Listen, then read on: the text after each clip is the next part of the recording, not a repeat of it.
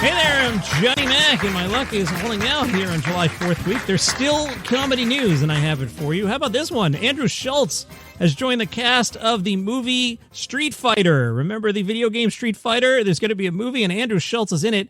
He will play character Dan Hibiki. Although I'm a big gamer, I have everything from an Atari 2600 Ford, all 5 PlayStations, a couple Xboxes. I got a ColecoVision upstairs. I've got the original NHL game, so I don't want to hear about NHL 94, NHL 2025. You want to play NHL hockey? I'll go upstairs and get it. However, in the 90s there, I was graduated college, had a little money, had a girlfriend, kind of missed a couple years of the video game thing, and that's when Street Fighter was super popular. So I had to look up. I don't know anything about Dan Hibiki, and I want to make sure I'm pronouncing it right. I did a little internet research, and I have learned, first appearing in Street Fighter Alpha in 1995, Hibiki is consistently portrayed as an overconfident, arrogant, and utterly feeble character. Andrew Schulz. In the series storyline, Dan was a student trained by, I'm going to get all these names right, send your letters to me. I don't know what I'm talking about. All my pronunciations are wrong. Street Fighter fans, get it. I apologize. Trained by Goken, the elder brother of Akuma, who also trained Ken and Ryu. Goken stopped training Dan once he acknowledged the ulterior reasons Dan has in his mind. Dan's goal is to defeat Sagat, who killed Go, Dan's father. What are you even talking about, John? I don't know either. Let's just move on and dumb this down to Andrew Schulz is in the Street Fighter movie. Bert Kreischer not messing around with this Free Bert show. Atlanta newspaper is reporting that the series is shooting at the Cinespace Studios in Atlanta. The scheduled production dates are July 8th to August 11th, according to Local 429 of the, you got a pen here, write this down, Local 429 of the International Alliance of Theatrical Stage Employees, Moving Picture Technicians, Artists and Allied Crafts of the United States, its territories, and Canada. That's a mouthful. What are they? They are the Atlanta Union representing most of the crew on Bert Kreischer's upcoming show, Free Bert, which, as much as I like Bert, sounds like a lame CBS sitcom. I don't know about this one, buddy. I'm happy to be wrong, but I don't know about this one. Like if we were at the casino and I had a bet on Tom Segura El Tigre, all in. If I had a bet on Free Bert being good, I'm betting against. Sorry, no offense. In case you missed the story over the weekend, in Free Bert, Bert plays a shirtless comedian party legend, perpetual wild card. Okay, fine, he's good at that. The Machine was fantastic. I love The Machine. But his 2 daughters are accepted into an elite private school in Beverly Hills, where his reputation turns the family into outcasts. He tries to put on a shirt and stifle his true self in order to fit in, but naturally, it doesn't work. Now, I know we all like Bert Kreischer, but if I told you Kevin James was starring in Free James, in which Kevin plays a comedian, party legend, perpetual wild card, but his 2 daughters are accepted into an elite private school, and his reputation turns the family into outcasts, and he has to stifle his true self in order to fit in, but naturally doesn't work. If I told you Kevin James was starring in this, you'd be like, that sounds horrific. And that's what I'm worried about here, Bert. But, I will be happy to be wrong. Todd Barry got me wondering, is a comedy downturn coming? Off the pandemic, comedy's been kind of red hot. Part of that is because everybody who was big went out and played big buildings, and there was pent-up excitement to go see people live. And because the big buildings were filled with the big people, some other people had to play smaller venues, etc. So there's been a comedy boom the last couple of years, but Todd Barry spoke to the Pitch KC, and it got me thinking. So the question from the Pitch to Todd Barry: how do you feel about the current way of releasing specials directly to fans through companies like 800 Pound Gorilla?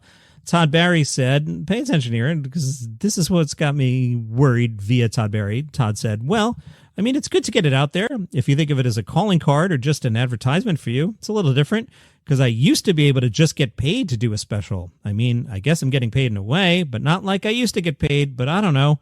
I mean, I think a lot of people have hit pretty hard from just releasing it on YouTube.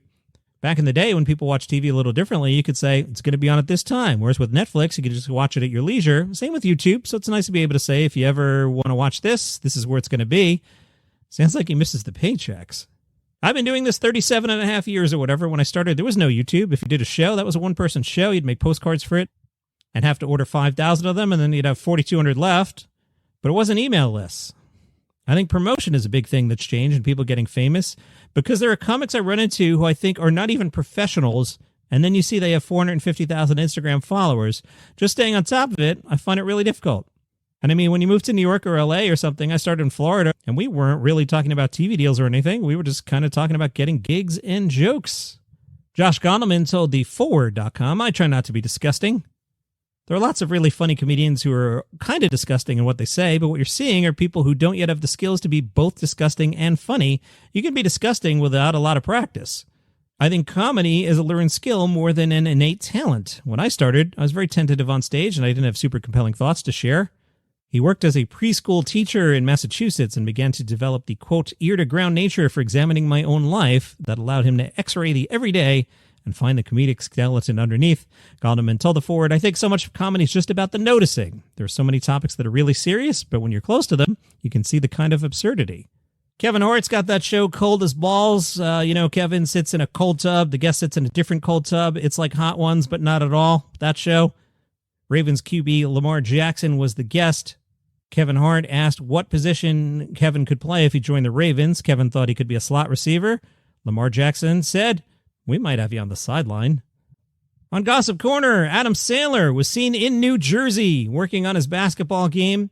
A TikTok video posted over the weekend showed Adam Sandler participating in a 2-on-2 with a small group at Rand Park in Montclair.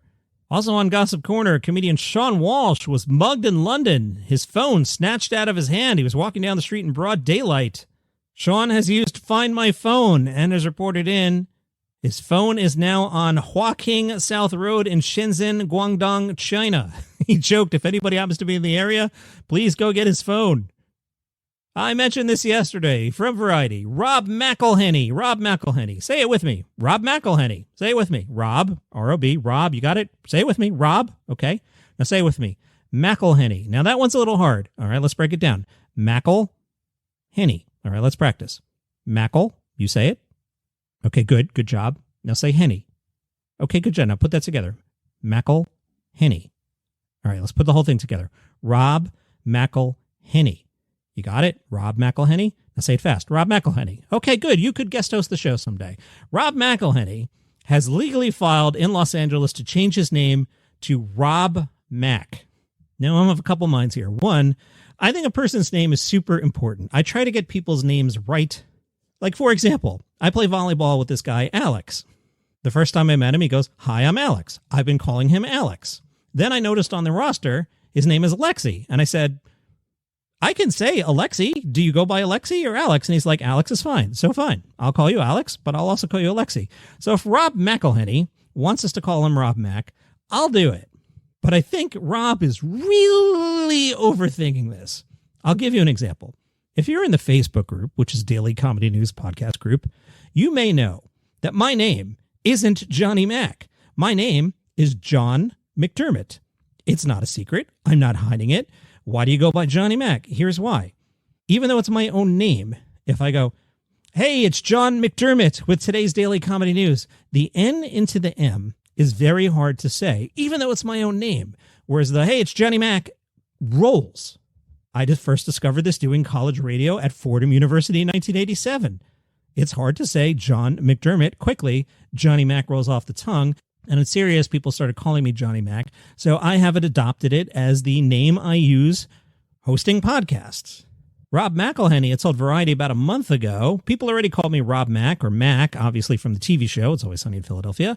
It just makes things so much easier. As Rob Mac's new company, More Better Industries, has gotten global, they're big-time soccer magnets now, Rob Mac found that his last name, McElhenney, was a constant source of confusion.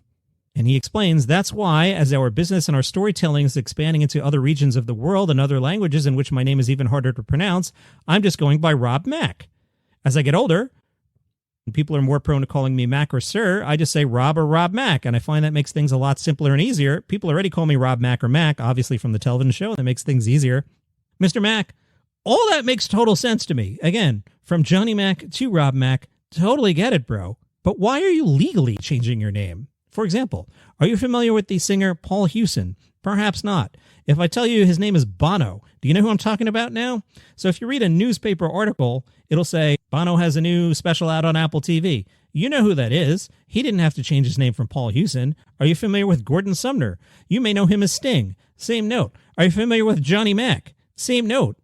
Variety tells us before committing to the change, Rob Mack was worried that he might be disrespecting his ancestry. I did a deep dive into my ancestry, so I was always very proud of the name, which is why I didn't change it in the beginning when everybody was begging me to. That makes total sense. It turns out, as I did my genealogy, my last name has been changed so many times. As late as the 60s, there was an offshoot of the McElhenney's that changed our name, and it's not like everybody was so precious about it prior to 1965. My brother said I was actually considering running for government in Culver City, and I was going to be Pat Mack. Mac's sister Katie revealed literally every person in the world calls me Katie Mack. Again, I'm Johnny Mack. I get it, but I'm not legally changing my name. That's the part I don't understand. Why? Rob Mack's wife, Caitlin Olsen, say that their teenage children aren't on board. Caitlin said earlier this year, the kids are really not happy about it because they have that last name, and so do I, legally. I don't know. I don't know. I don't get it. I have a similar problem. I'm not nearly as famous, but I found a solution. Just call yourself Rob Mack and leave the paperwork alone. I don't understand why you're changing it. Anyway, that's today's Daily Comedy News. I'm John McDermott. See you tomorrow.